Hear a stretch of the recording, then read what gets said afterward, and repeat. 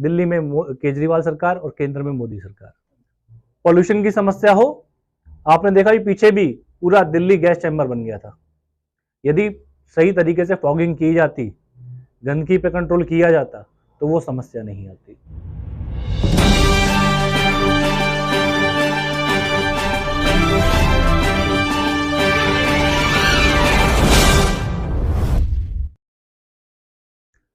नमस्कार सर। नमस्कार। डॉक्टर साहब, आज आप यहाँ पर हमारे पास आए। ये वार्ड नंबर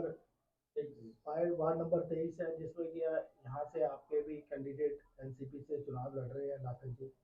जैसे कि आपको मालूम है कि नगर पालिका का जो चुनाव का बिगुल बज चुका है। सारी पार्टियां जो है बड़े उत्साह के साथ सारे उम्मीदवार अपने प्रचार में लगे हुए हैं। अगर हम बात करते हैं आम आदमी पार्टी की, तो वो ताल ठोक रही है कि इस बार चुनाव वो जीतेगी, क्योंकि जैसे दिल्ली सरकार में उन्होंने रहते हुए काम किया है, एमसीडी में अगर आते हैं तो वैसे ही काम करें। अगर बात करें बीजेपी की, तो बीजेपी के पास आज कोई ऐसा बड़ा मुद्दा नहीं है जिसको लेकर के वो चुनाव में उतर सके। जैसे कि उनके 15 साल सरकार रही, लेकिन उन्होंने कोई भी किसी भी प्रकार का कोई विकास का कार्य नगर पालिका में नहीं किया। और रही बात कांग्रेस की, तो कांग्रेस के बारे में आप जानते हैं कि कांग्रेस सिर्फ जो शीला दीक्षित जी ने जो कार्य किया उन्हीं को लेकर चुनाव मैदान में उतर रही है। उनके पास भी कोई ऐसा बड़ा मुद्दा नहीं है। और आपकी पार्टी एनसीपी जो कि चुनाव लड़ रही है और बड़े दमखम के साथ आपके कैंडिडेट चुनाव में लगे हुए। हमने आसपास लोगों से पता भी किया, जो हमारी सर्वे टीम की हो गई, उसने पता लगाया कि यहाँ पे लाखन जी की पोजीशन काफी अच्छी चल रही है जी। तो अब आप किन मुद्दों के साथ इस चुनाव में उतरना?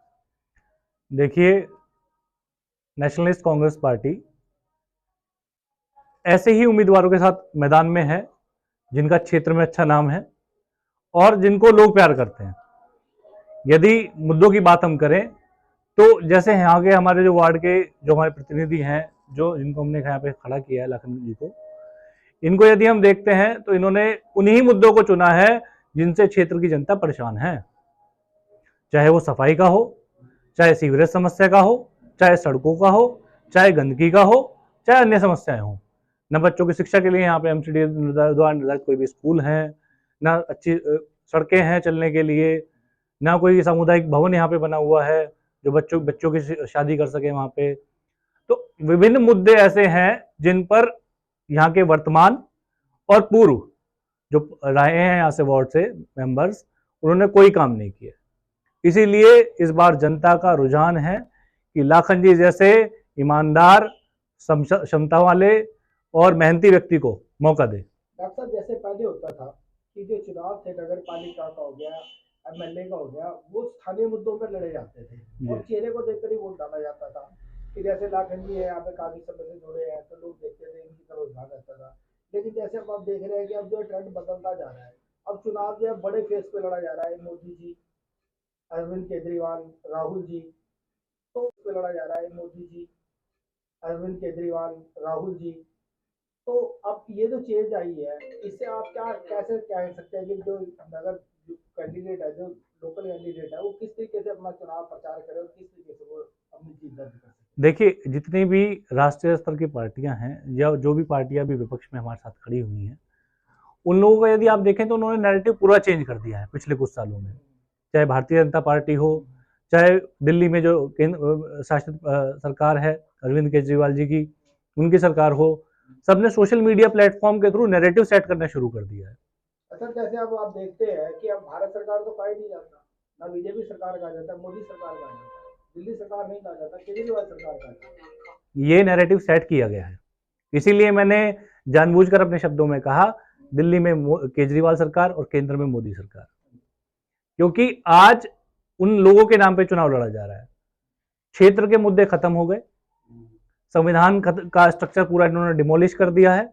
जो एक विधान बनाया गया था नेता को चुनने का, ताकि अपने क्षेत्र से जनता लोगों को चुनेगी, वही आगे चल के अपने लिए मेयर या विधान परिषद में जाएंगे तो वहां पे वो अपने लिए विधायक दल का नेता चुनेंगे, संसदीय स्तर पर जाएंगे तो वहां पे अपने लिए प्रधानमंत्री चुनेंगे।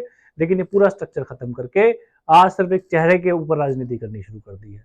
और जब ये चेहरे की तरफ राजनीति होनी शुरू होती है तो यकीन मानिएगा, जो हाल हिटलर ने किया था अपने देश में, वैसे ही हाल आने वाले समय में देश में, भारत में भी होगा, क्योंकि ये अराजकता की तरफ सरकार को, देश को लेके जा रहे हैं। सर, वो तो अभी आप आपने देखा होगा कि अमेरिका में एक सर्वे किया गया, वहाँ के लोगों ने कहा कि जिसमें 3 प्रधानमंत्री देशों के प्रधानमंत्रियों का नाम लिया गया, जो कि तानाशाह है, बड़े तानाशाह, उसमें हमारे प्रधानमंत्री जी का भी नाम है। अभी तो इनका नाम आना शुरू हुआ है, अभी इनके कार्य भी दिखने शुरू होंगे।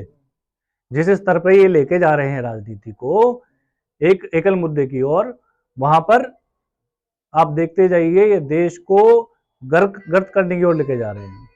जी, अभी तक जो आपने बात की वो प्रदेश स्तर पर और राष्ट्रीय स्तर पर बात की है, लेकिन ये जो चुनाव है ये क्षेत्रीय चुनाव है, निगम का चुनाव है, तो हम जी। निगम के मुद्दे पर बात करेंगे। बिल्कुल। दिल्ली के मुख्यमंत्री अरविंद केजरीवाल जी 10 गारंटी दिल्ली की जनता को दे रहे हैं। अगर निगम में सरकार आम आदमी पार्टी की बनती है तो 10 वादे वो पूरे करेंगे।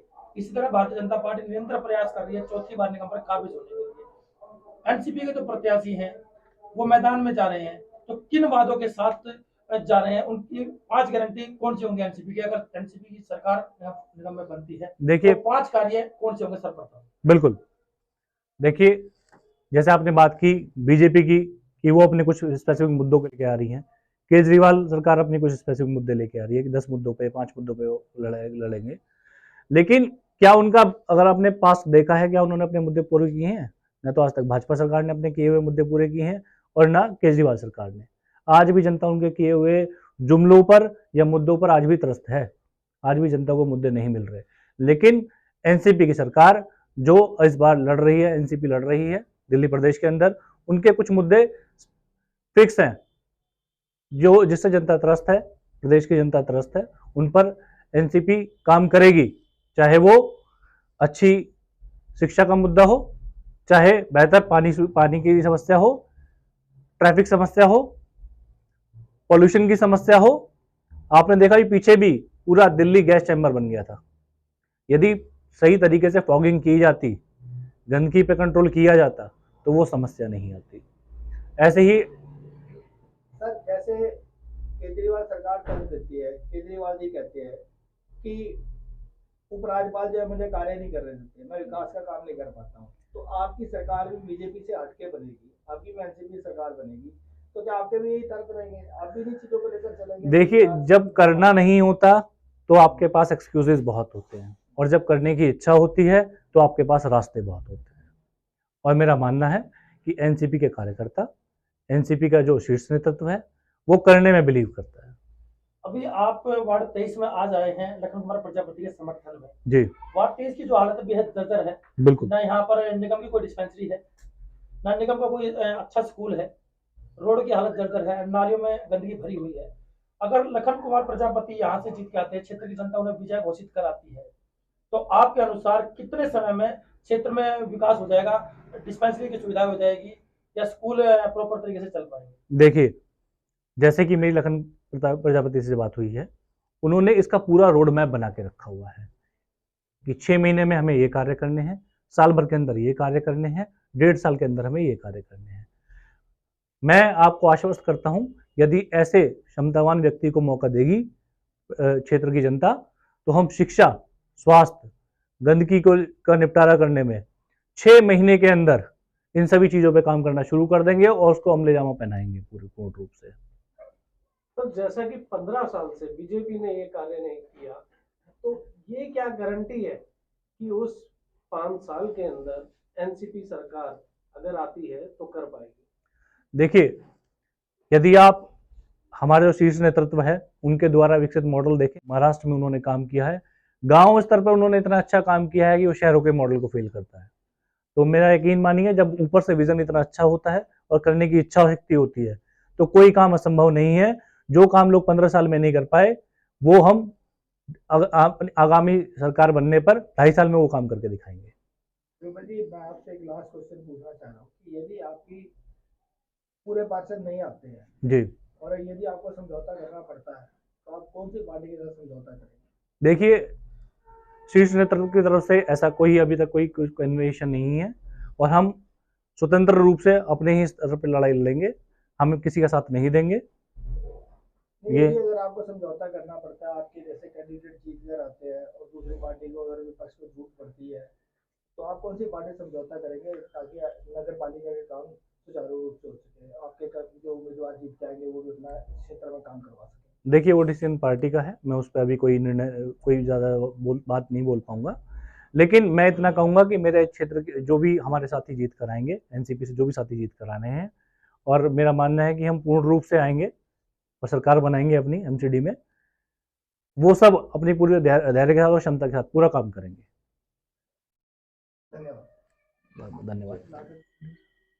लाखन जी, आप यहाँ से चुनाव लड़ रहे हैं, नगर पालिका पार्षद का चुनाव लड़ रहे हैं, आपकी क्या योजनाएं हैं? अपने क्षेत्र में आप किस तरीके से कार्य करेंगे ताकि जो समस्याएं चली आ रही हैं, जिसको भाजपा 15 साल में दूर नहीं कर पाया, आम आदमी पार्टी बड़े बड़े दावे ठोकती रही, आप एक युवा उम्मीदवार है, आप एक बड़े कर्मठ और ईमानदार नेता है यहाँ पे, जैसे कि हमने यहाँ लोगों से पता किया, तो आप किस तरीके से क्या योजनाओं के अंतर्गत ये चुनाव लड़ रहे हैं ताकि आप अपने ये क्षेत्र के लोगों को समस्याओं से निजात दिला सकें? समस्या बहुत बड़ी है, हम उसको निजात दिलाने के लिए पूरी कोशिश कर रहे हैं। जैसे अभी बरात घर, शौचालय, कोई हमारे कोई भी रिलेटिव आया, शौचालय तक नहीं है, और सब पार्टी ने कुछ भी नहीं किया, सब खा गए। हम चाहते हैं कि अपनी पार्टी को आगे इसी पार्क को सुंदरीकरण करना और नालियों को ठीक करना, कूड़ा करकट बिल्कुल साफ सफाई, और कोई फॉगिंग आजकल दवाई भी नहीं है, मच्छर डेंगू इतने हो रहे हैं कि कोई करके राजी नहीं है, ये सब सुविधा करेंगे। लगनपाल जी, जब आप यहाँ इस क्षेत्र में बड़े समय से कार्य कर रहे हैं, तो जैसे डेंगू की बीमारी फैल रही है, तो इस संदर्भ में आपने क्या कभी किसी अधिकारी से शिकायत की कि भाई यहाँ पे फॉगिंग नहीं हो रही है, यहाँ पे जो है दवाई का स्प्रे नहीं किया जा रहा, मच्छर बढ़ रहे हैं, इसके लिए क्या आप किसी अधिकारी से या किसी पार्षद से मिले? तो पार्षद तो हमारी गली में रहते हैं, पार्षद जब गली में रहते हैं तो सब कुछ उनके सामने ही है, वो खुद नहीं करना चाहते हैं। पार्षद एक दूर होता तो आदमी जाएगा कि भैया समस्या के लिए, जब पार्षद ही रहते कुछ नहीं करना चाहते।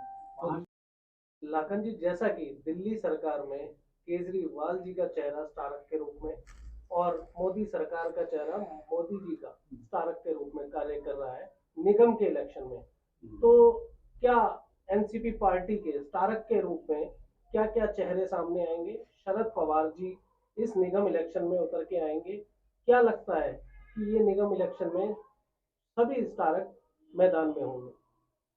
फिलहाल तो सभी स्टार प्रचारक होंगे, बात की है आगे तक, हो सकता है शरद पवार जी भी हमारे हैं और सारे प्रचारक में बात करके आए हैं, तो सारे स्टार प्रचारक हो सकते आ सकते हैं। जैसे लारे जी, कांग्रेस की तरफ से कोई भी स्टार प्रचारक नहीं आ रहा, क्योंकि वो कहते हैं कि भाई नगर पालिका का चुनाव इतना बड़ा नहीं है, क्षेत्रीय स्तर पर होता है, यहाँ पर खुद ही नेताओं को जो फेस होता है, जो चुनाव लड़ रहा होता है, उसी के फेस के ऊपर वोट डलती है, उसी के चेहरे को देखकर लोग वोट डालते हैं।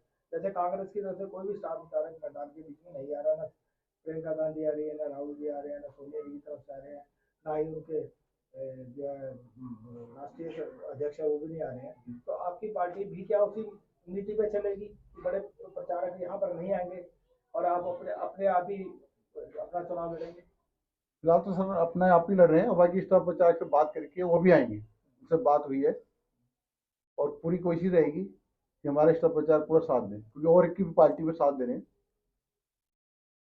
तो हमारी पार्टी को भी शो करें।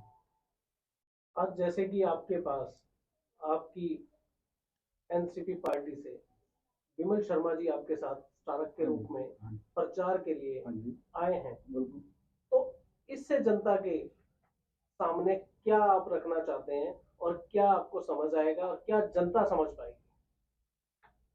स्टार प्रचारक हमारे डॉक्टर विमल जी आए तो जनता के जाएगा, मैसेज जाएगा कि एनसीपी के भी हमारे बड़े बड़े नेता लोग मिल रहे हैं और काम भी होगा। धन्यवाद।